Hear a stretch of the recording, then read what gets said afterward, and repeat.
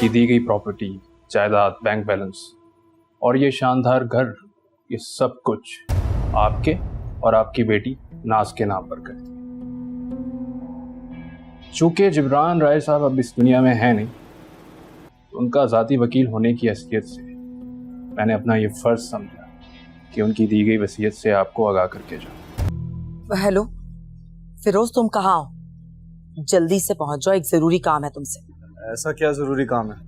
वासिफ आ गया है निम्रा से मिलने। आंटी, आप उसे जाने मत दीजिएगा, मैं आ रहा हूं। आज वासिफ की मौत होगी और उसके बाद मेरा निकाह होगा। तुम क्यों खड़े हो? निकलो यहां से। जल्दी बताओ फिरोज कहाँ है, वरना जान से चली जाओगी। वो बाहर गया हुआ है।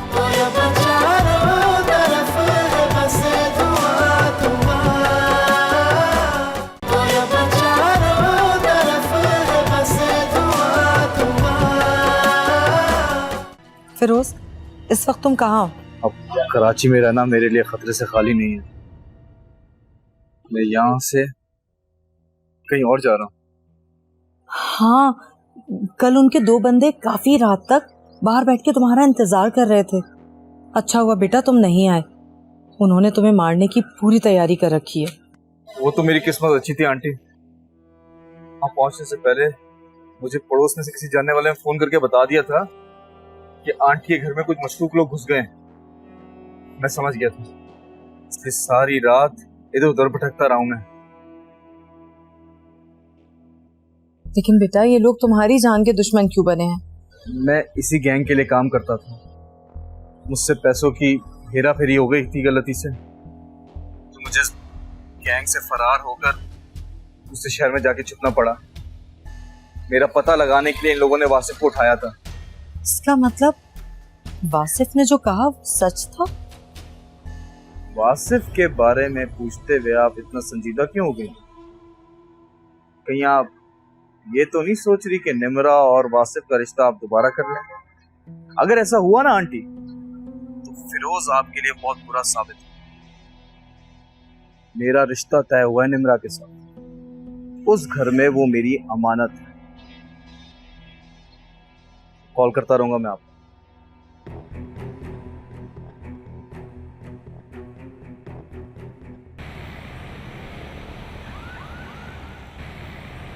तुम्हारी अम्मी तो सौतेली माओ से ज्यादा संगीन है।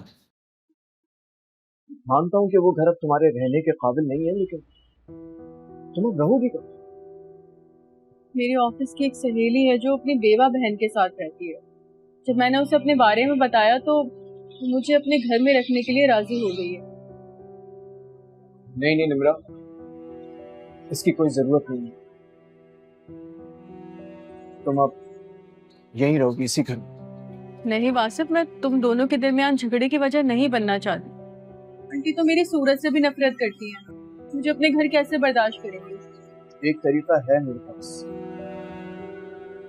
जिससे तुम हमेशा के लिए इस घर में रह सकते हो। वो क्या? अगर हम दोनों शादी कर लें। क्या ये मुमकिन है? क्यों मुमकिन नहीं? तुम्हें एक घर मिल जाएगा, मुझे बहुत अच्छी दोस्त। क्या आंटी हमारी शादी के लिए राजी हो जाएंगी? हम उनकी रजामंदी के बगैर शादी कर लेंगे। वासिफ, मैं तुम्हारे साथ सारी जिंदगी गुजारना चाहती हूँ, मगर मेरी किस्मत मुझ पर मेहरबान नहीं है। किस्मत अगर मेहरबान नहीं है तो क्या होगा? हम दोनों तो एक दूसरे पर मेहरबान हैं। काश हमारे घर वाले भी हम पर मेहरबान हो जाते। अगर ऐसा होता तो वो तुम्हारा रिश्ता किसी गुंडे से ना कराते। समझ में नहीं आता, एक माँ इतनी जालिम कैसे हो सकती है?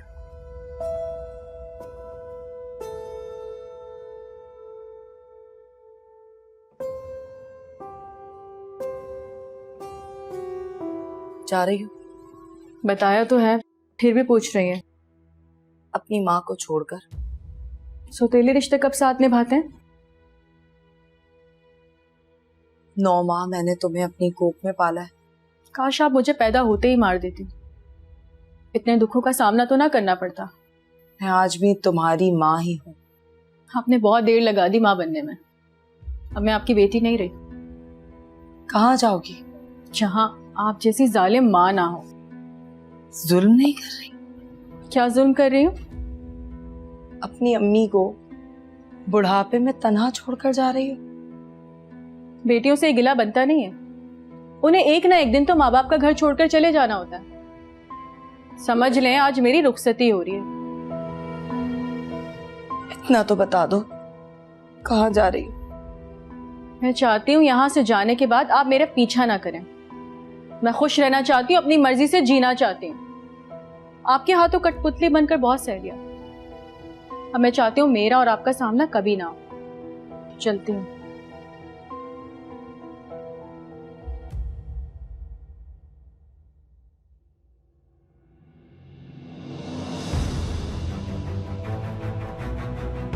मैं चाहती हूँ यहाँ से जाने के बाद आप मेरा पीछा ना करें। मैं खुश रहना चाहती हूँ, अपनी मर्जी से जीना चाहती हूँ। आपके हाथों कठपुतली बनकर बहुत सह लिया। अब मैं चाहती हूँ मेरा और आपका सामना कभी ना हो।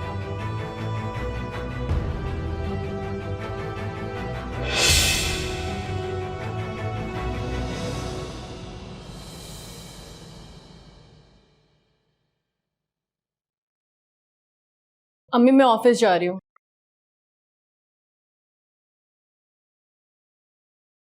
तो फिर क्या सोचा तुमने? मेरा फैसला अटल है। अगले हफ्ते मैं घर छोड़कर चली जाऊंगी। देखो, बच्चों की तरह जिद मत करो। तुम कहीं नहीं जा रही, इसी घर में रहोगी। सॉरी अम्मी, मुझे मजीद दुख सहने की हिम्मत नहीं रही और आप दुख देने की आदी हो चुकी हो। और इस बात की क्या गारंटी है कि आप एक अच्छी माँ बन पाएंगी?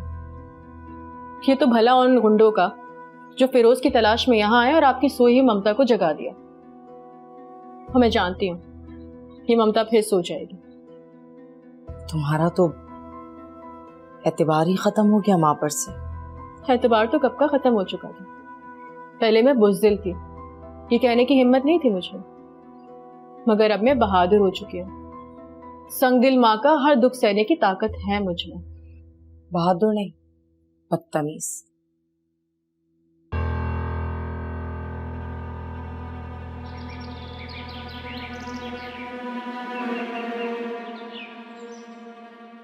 वैसे आप मेरी मम्मी को मैम क्यों कहते हैं? इसलिए कि वो मेरी बॉस है और मैं उनके पास बिजनेस मैनेजर की हैसियत से जॉब करता हूँ। अगर मम्मी आपको सिर्फ अपना एम्प्लॉय समझती तो इस वक्त आप यहाँ बैठ के मेरे साथ चाय ना पी रहे होते। वो तो आपको फैमिली मेंबर की तरह ट्रीट करती है। वेल, ये तो मैं भी महसूस करता हूँ, लेकिन तुम मुझे कोई ऐसी बात महसूस नहीं करवाती जिससे मुझे लगे कि मैं अजनबी नहीं। मैं समझी नहीं। तुम जिस तरह मुझसे अदब और एहतराम से बात करती हो, मुझे ऐसा लगता है जैसे मैं तुमसे उम्र में 20 साल बड़ा हूं। अगर आप, मेरा मतलब है कि तुम्हें ये अच्छा नहीं लगता तो मैं अब से तुम्हें तुम बुलाऊंगी। Thank you. तुम कहने से रिश्तों में तकल्लुफ नहीं रहता और मैं रिश्तों में तकल्लुफ रखने का कायल नहीं हूं। मैं तुम्हारी सोच की हिमायत करती हूँ। तुम कहने से रिश्तों में दुनिया खत्म हो जाती है। कौन सी दूरियों की बात कर रहे हो? तुमने मेरी बात का जवाब नहीं दिया। कुछ बातों का जवाब देना जरूरी नहीं होता। मतलब वो बातें लाजवाब होती, जो बात लाजवाब होती है उसका ताल्लुक दिल से होता है। मैं तुमसे दिल की बात करना चाहता हूँ नाज़। कहो।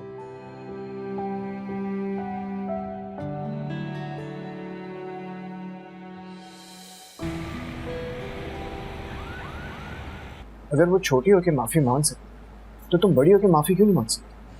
बस अगर तुम मेरी जगह होते तो तुम क्या करते? वही करता जो कह रहा हूँ। अम्मी की वजह से पहले ही मैं बहुत कुछ खो चुकी हूँ। खो तो तुम भी बहुत कुछ चुके हो, लेकिन तुम्हें अंदाजा नहीं कि तुमने क्या खोया, वरना तुम भी आंटी को माफ नहीं करते। मैं कुछ समझा नहीं, क्या खोया मैंने अम्मी की वजह से? वही जो मैं खो चुकी हूँ, क्या खो चुकी हो तुम? अपनी मोहब्बत, अपने अरमान। मैं क्या खो चुका? तुम भी अपनी मोहब्बत और अपने अरमान खो चुके हो। तुम ना मेरे बारे में गलत अंदाजा लगा रही हो।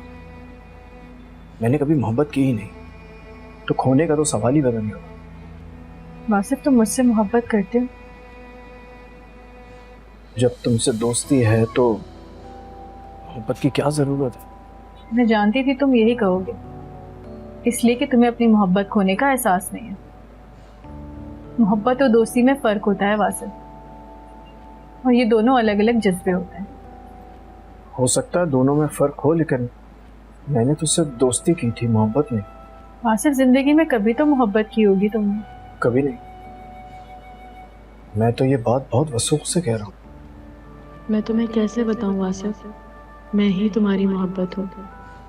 तुमने मुझे खो दिया और मैंने तुम्हें। हम दोनों पास पास होकर भी एक दूसरे को खो चुके हैं। तुम्हें कुछ भी याद नहीं है वासिफ? वासिफ, मैं तुम्हें अपनी मोहब्बत की कहानी सुनाना चाहती हूँ, सुनोगे?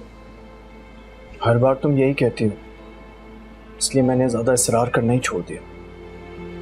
आज मैं वो कहानी सुनाती हूँ। सुनाओ।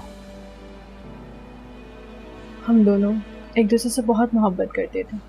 हम लोग कोर्ट मैरिज करने जा रहे थे, मगर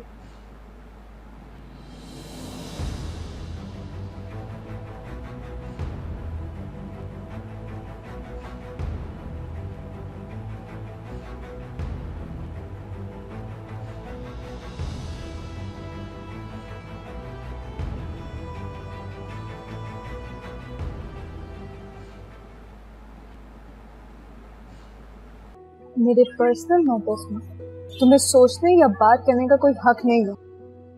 वो तो मैं जानता ही हूँ कि ये हक तुम किसी और को दे चुके। बकवास बंद कर और अपनी शक्ल लेके दफा हो जाओ यहाँ से। वैसे मैं उस लड़के पे गौर कर रहा था, मुझसे ज्यादा हैंडसम तो नहीं।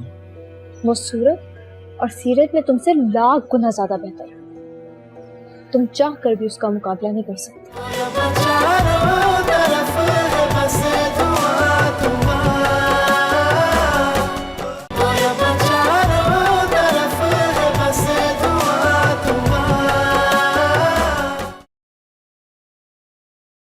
कहीं आप ये तो नहीं सोच रही कि निमरा और वासिफ का रिश्ता आप दोबारा कर लो?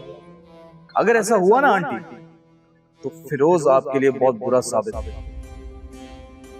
मेरा रिश्ता तय हुआ है निमरा के साथ। उस घर में वो मेरी अमानत है। कॉल करता रहूंगा मैं आपको।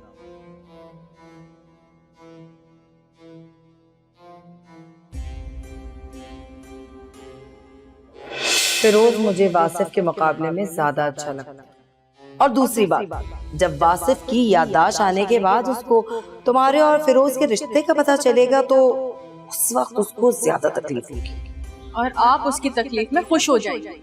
देखो, खुश तो मैं इस वक्त भी हूँ, लेकिन उस वक्त मेरी खुशी दुगनी हो जाएगी। अम्मी, मैं फिरोज जैसे बुरे शख्स के साथ कभी खुश नहीं रह पाऊंगी। जो शख्स तुम्हारी मोहब्बत में अपने रकीब को मारना चाहता है, सोचो वो तुमसे कितनी मोहब्बत करता है।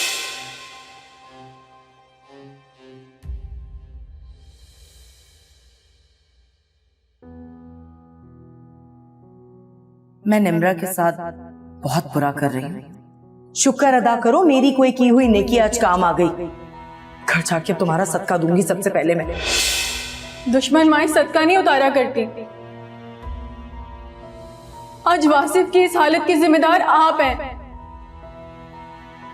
मैं आपकी बेटी की जान वासिफ में है। आप मेरा सदका उतारने के बजाय उसकी सलामती की दुआएं मांगे। मैं ये दुआ जरूर मांगूंगी कि या अल्लाह मेरी बेटी के दिल में वासिफ की नफरत भर दे।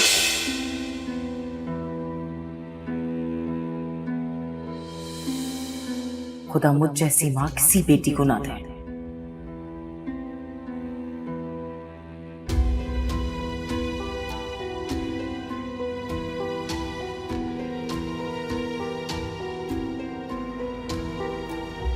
पहली सैलरी मिलने पर बॉस की बेटी को ट्रीट देना पड़ रहा। घबराओ नहीं, इसका बिल मैं दे दूंगी। यानी कि तुम जताना चाहती अरसलान फराज एक कंजूस आदमी है? ऐसी बात भी नहीं है।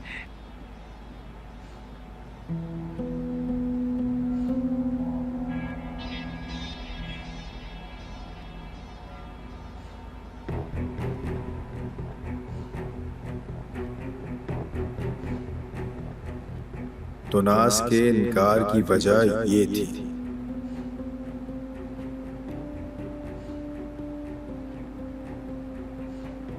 कहीं उसी फराज का बेटा तो नहीं जो जिब्रान राय के कत्ल में मुलव्वस है? इसका मतलब है नाज और इसकी मम्मी फराज की हकीकत से बेखबर है।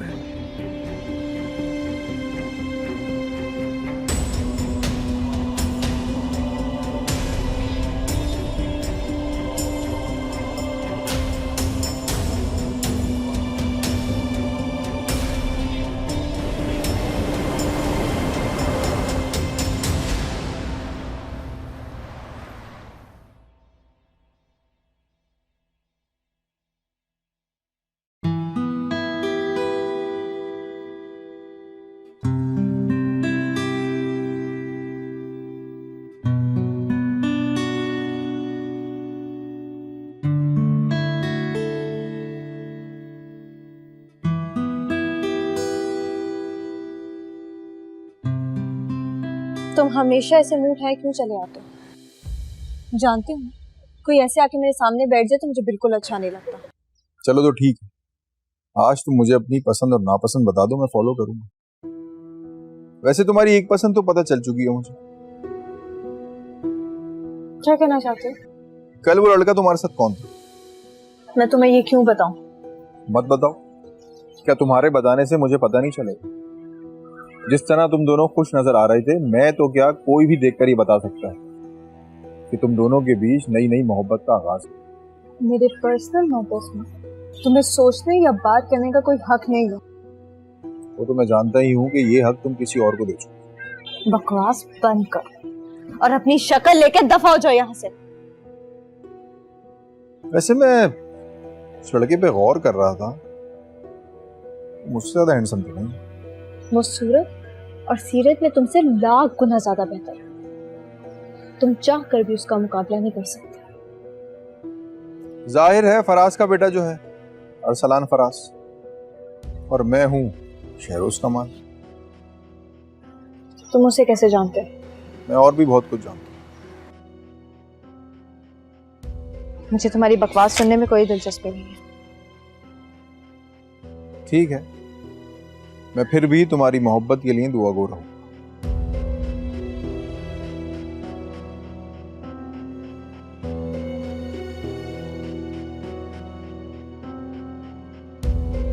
कल जब मैं तुम्हारे बारे में बुरा सोचती थी तो अच्छी थी, आज अच्छा कर रही हूं तो बुरी हूं। तुम आखिर चाहती क्या हो? क्या मैं पहले वाली हूं, मेरा जहां बन जाओ? आप अब भी पहले की तरह हैं, बिल्कुल नहीं बदली। जाओ यहां से। अरसलान को मैं अपने बिजनेस मैनेजर से ज्यादा अपना बेटा समझती हूँ। जानता हूँ मैं, लेकिन मेरे कहने का मकसद कुछ और है। मैं आपके कहने का मकसद समझ रही हूँ। फिलहाल नाज अपनी तालीम पर फोकस करना चाहती है। वो पीएचडी करने के लिए लंदन जाना चाहती है।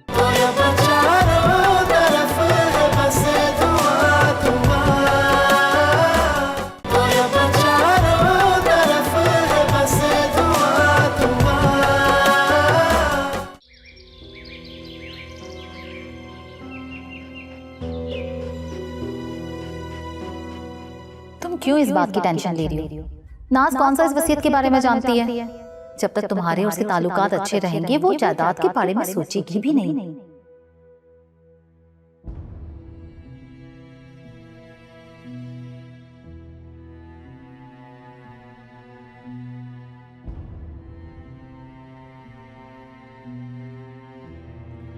क्या बात है, आजकल मेरी बेटी बड़ी खुश नजर आ रही है।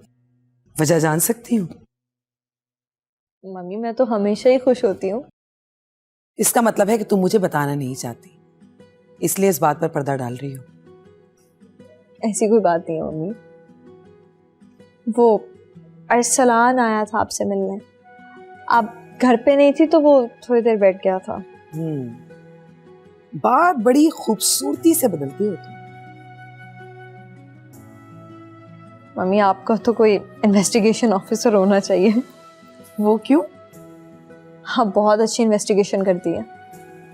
तो इसका मतलब है कि मेरी इन्वेस्टिगेशन बिल्कुल दुरुस्त सिमत पर जा रही है।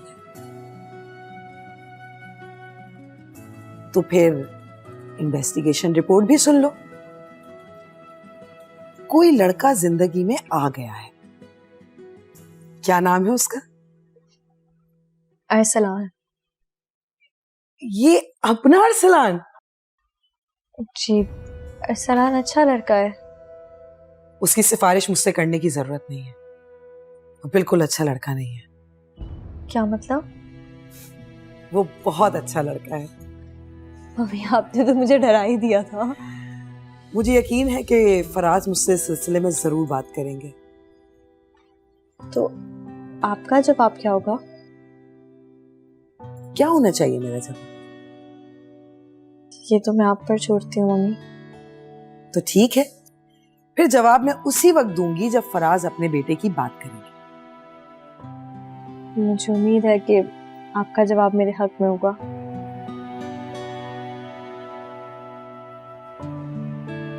मैं चलती हूँ।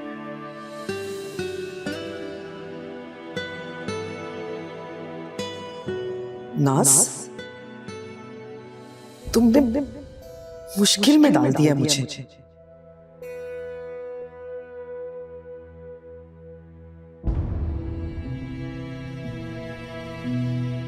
देखो फिरोज, मैं तुम्हारी धमकियों में आने वाली औरत नहीं हूं। अब मेरी बेटी अपनी मर्जी से शादी करेगी। कल तक मेरी हमायत में थी, अपनी बेटी के खिलाफ थी, और आज अपनी बेटी की मोहब्बत में मुझसे दुश्मनी मोल ले रही हैं आप। मैं वासिफ की नफरत में इतनी अंधी हो गई थी कि तुम जैसे इंसान को मैंने अपनी बेटी के काबिल समझा, वरना तुम्हारी इतनी औकात नहीं है कि तुम मेरे घर के अंदर भी दाखिल हो सको। मेरा बुरा वक्त क्या आ गया, आप तो मुझसे भी ज्यादा बुरी हो गई। ये बुरा वक्त भी टल जाएगा हुमैरा आंटी, और उसके बाद मैं जितना बुरा बनूंगा वो आप सोच भी नहीं सकते। एक बात कहूं बेटा, जो बुरे इंसान होते हैं ना, उनका अच्छा वक्त कभी नहीं आता, और तुम्हारा अब बुरा वक्त शुरू हो गया है। इतना चिल्लाकर किसे ये साबित करना चाह रही हैं कि आप बहुत अच्छी हैं? अपनी बेटी की खुशियों के लिए आप एक गुंडे से लड़ सकती हैं। मैं तो अपनी गलतियों का अजाला कर रही हूं। अगर अपनी गलती का एहसास पहले कर लेती ना, तो आज अजाला करने की नौबत ना आती। इतनी अच्छी ना बने क्योंकि मैं संगदिल बन गई हूं। आपकी ममता मेरे दिल की सख्ती को नरम नहीं कर सकती। क्यों मेरे सब्र और मेरी ममता का इम्तिहान लेती हो? इम्तिहान तो आप लेती रही हैं मेरे सब्र का। आज मेरी बारी आई तो आपको बुरा लग गया। प्लीज मुझे अपने अच्छे होने का एहसास ना दिलाएं। कल जब मैं तुम्हारे बारे में बुरा सोचती थी तो अच्छी थी, आज अच्छा कर रही हूं तो बुरी हूं। तुम आखिर चाहती क्या हो? क्या मैं पहले वाली हूं मेरा जहां बन जाओ? आप अब भी पहले की तरह हैं, बिल्कुल नहीं बदली। जाओ यहां से। इसका आप कितना ही अच्छा सोच लो, इसकी बदगुमानियां खत्म नहीं होंगी।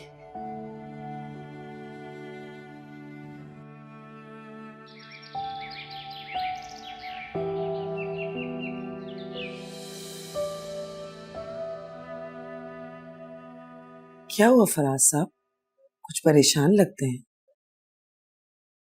वो फोन कॉल जो है ना, वबाल जान बन गई मेरे लिए। किस फोन कॉल की बात कर रहे हैं? वही आखिरी कॉल जो मैंने जिब्रान को की थी। आज तीसरी बार इंस्पेक्टर कॉल कर चुका है। शक करना तो पुलिस की ड्यूटी का हिस्सा होता है। मैं समझती हूँ वो गुस्सा वक्ती था। खैर, इस सिलसिले में इंस्पेक्टर से मेरी बात हुई थी, मैंने उन्हें मुतमईन कर दिया है। आप बताएं किस सिलसिले में तशरीफ लाए हैं? आया तो नेक मकसद के लिए, मगर सारा गारत कर दिया उस इंस्पेक्टर की कॉल ने। आप अपना नेक मकसद बताएं। एक्चुअली मैं चाह रहा हूं कि आप अरसलान को अपना बेटा बना दें। अरसलान को मैं अपने बिजनेस मैनेजर से ज्यादा अपना बेटा समझती हूँ। जानता हूं मैं, लेकिन मेरे कहने का मकसद कुछ और है। मैं आपके कहने का मकसद समझ रही हूँ। फिलहाल नाज अपनी तालीम पर फोकस करना चाहती है। वो पीएचडी करने के लिए लंदन जाना चाहती है। It's okay, no problem. ये तो बहुत अच्छी बात है। नाज बेटी बिल्कुल अपनी तालीम मुकम्मल करें, उसके बाद हम नाज और अरसलान की शादी कर लेंगे। लेकिन मैं चाहता हूं कि रिश्ता अभी तय हो जाए, बच्चे मुतमईन हो जाएंगे। नाज की मर्जी जानना जरूरी है।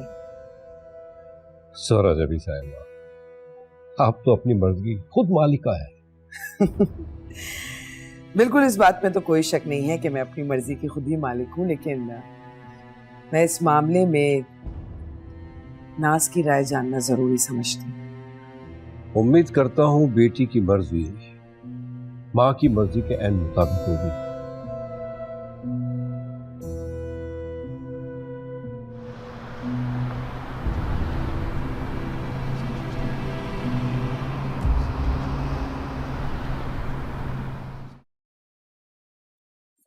डैडी, आपने नाज की मम्मी से बात की? कह रही थी कि नाज से पूछकर बताएंगी। नाज की मर्जी क्यों जाननी है? नाज तो उन्हें बता चुकी है। क्या जोहरा जबी उसका रिश्ता कहीं और कराना चाहती है? जोहरा जबी ऐसा नहीं कर सकती। इस यकीन की वजह? तुम नहीं समझते मेरे यकीन की वजह। डैडी, मैं आपकी तरबियत में पला बड़ा हूं, मैं अच्छी तरह समझता हूं। तो फिर इत्मीनान कर लो कि जोहरा जबी इनकार नहीं कर सकती। इनकार करना भी नहीं चाहिए, ये मेरी मोहब्बत का सवाल है। और मेरे सारे अरमान तुम्हारी मोहब्बत से जुड़े हुए हैं। ये बताओ कि जोहरा जबी का बिजनेस कैसे चल रहा है? ये पूछे कि कैसे चला रहा हूं। बात तो एक ही हुई। डैडी, बात एक नहीं होती, चलने में और चलाने में फर्क होता है, और इन बातों का मैन को कोई तजुर्बा नहीं है। आपको तो है, क्योंकि आप बिजनेसमैन हो। अच्छा बताओ कि कैसा चला रहा हूं? अपना समझ कर चला रहा हूं। बेटा, इसी तरह मेहनत करते रहना तो राय ग्रुप का एमडी बनने से तुम्हें कोई नहीं रोक सकता। मैं भी यही चाहता हूं कि कोई मुझे रोके नहीं। बेटा, जो मेहनती और ईमानदार होते हैं ना, उन्हें अपने मकसद में कामयाबी हासिल करने से कोई नहीं रोक सकता। डैडी, आपको तो पता है कि मुझ में ये दोनों क्वालिटीज हैं। मैं मेहनती भी हूं और ईमानदार। आई नो दैट बेटा। अच्छा बताओ कि लंच करोगे या चाय पियोगे? लंच करूंगा। ठीक है। नूर। जी सर। बेटा, ऐसा करो कि हमारे बेटे के लिए लंच का अरेंजमेंट करो। तो क्या तुम फिर से नाज का रिश्ता किसी मिडिल क्लास में करने का सोच रही हो? अब ये मुमकिन नहीं है। मेरा पहला प्लान पूरी तरह से नाकाम हो चुका है। तो फिर फराज को इनकार कर दो। इनकार करना मुमकिन नहीं है, और इनकार ना करने की वजह तुम अच्छी तरह से जानती हो। लगता है आपको आपके शौहर की मौत का कोई खास अफसोस है, वरना कुछ देर के लिए आप चौंकती जरूर और फराज के बारे में सोच लो। फिर मुझसे ये पूछती कि मेरे पास कुछ सबूत है इस बात का? ये तुम जो कुछ भी कह रहे हो झूठ कह रहे हो। सबूत सच्चाई का होता है, झूठ का नहीं।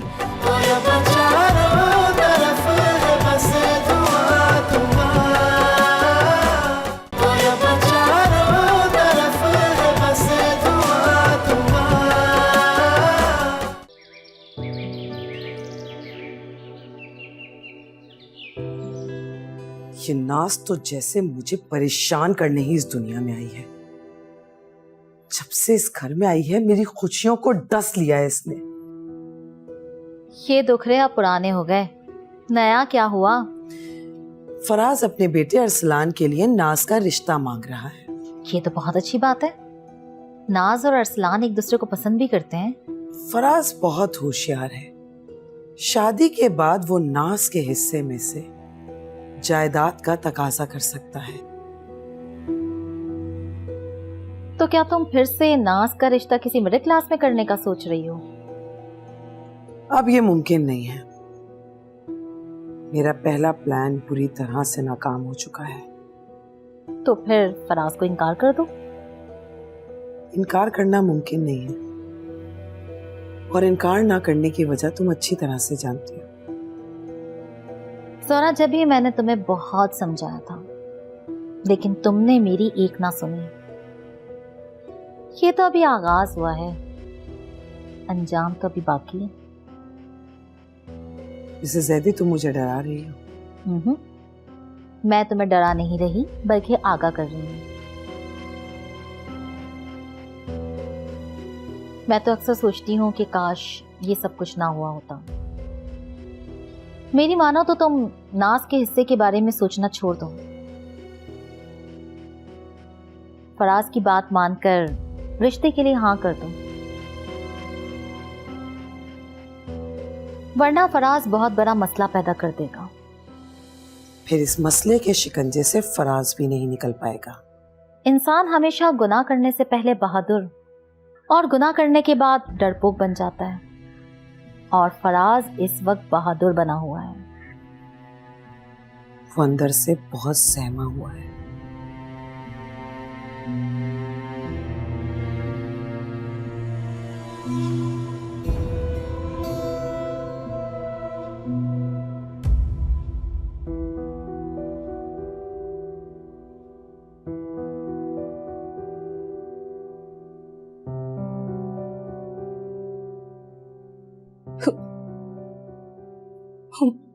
मेरा नानी नानी नहीं रही।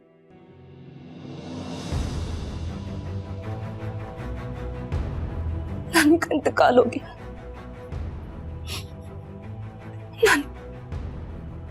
नानी हमें छोड़ के चली गई है। मेरा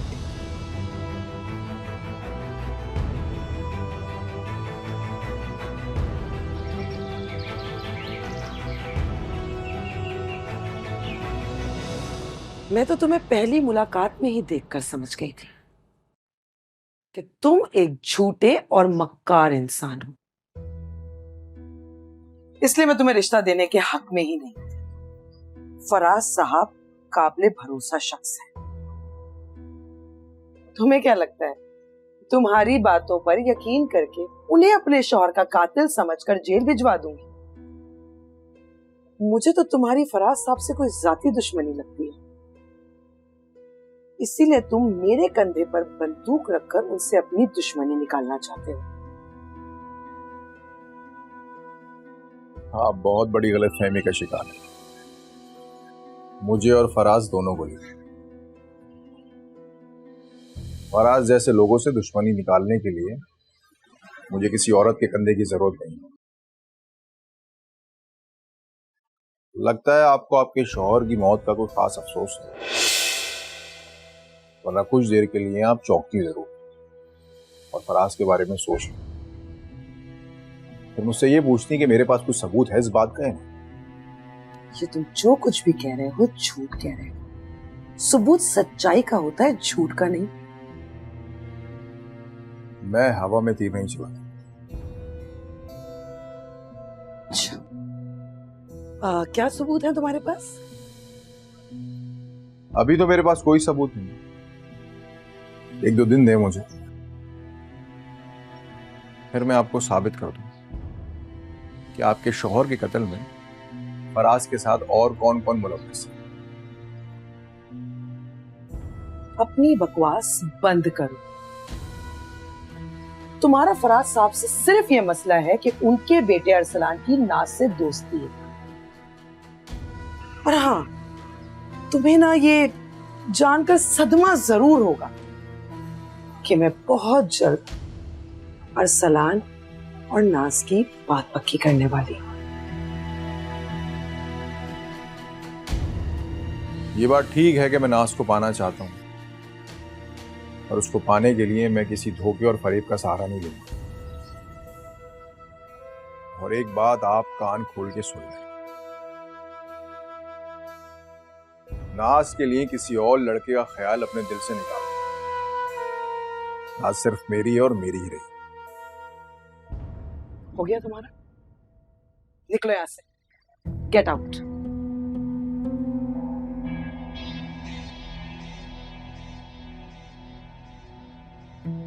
नाज नाज नाज, इस लड़के ने दिमाग खराब करके रख दिया।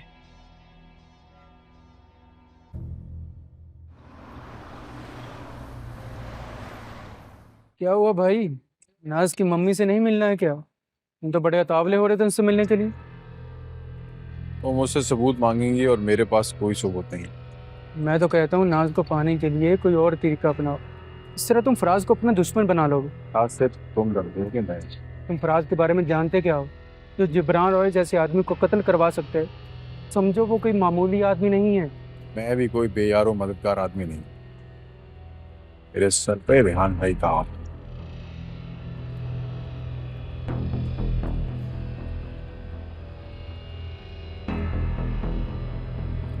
मेरी और वासिफ की मोहब्बत बड़ी दर्द भरी है।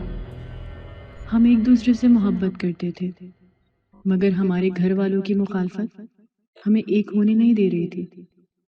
लाख जतन के बावजूद हम उन्हें रजामंद करवाने में कामयाब नहीं हो सके। फिर एक दिन मैंने और वासिफ ने मोहब्बत में बगावत का सोचा और कोर्ट मैरिज करने का फैसला कर लिया। हम दोनों खुशी खुशी बाइक पर बैठे कोर्ट जा रहे थे, मगर किस्मत को कुछ और ही मंजूर था। हमारी बाइक का एक्सीडेंट हो गया और वासिफ के सर पर गहरी चोट लगने से वो अपनी याददाश्त खो बैठा। वो सब कुछ भूल गया। अब तो ना उसे नम्रा याद है और ना ही नम्रा की मोहब्बत।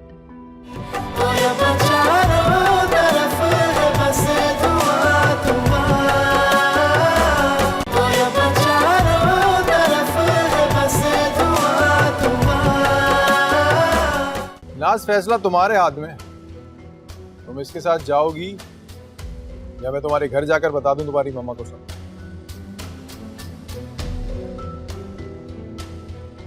जाओ अपना रास्ता लो। तुम होते कौन हो हमारे मामलात में बोलने वाले? हल्के सुरों में बात करो। अगर मैंने सुर ऊंचे किए ना तो बेसुरे हो जाओगे। चलो जरा। आप निम्रा का रिश्ता मुझसे क्यों करना चाहती हैं? क्योंकि तुम और निम्रा एक दूसरे को पसंद करते हो। नहीं नहीं, आपको कोई गलत फहमी हुई है। निम्रा किसी वासिफ को पसंद करती है और वो वासिफ मैं नहीं हूँ। तुम्हें किसने बताया? मुझे खुद निम्रा ने बताया। मैं नाज और अरसलान का रिश्ता करना ही नहीं चाहती। आ गई ना दिल की बात ज़बान पर। मुझे खुद पर बड़ा मान था, आपने इनकार करके मेरा मान तोड़ दिया।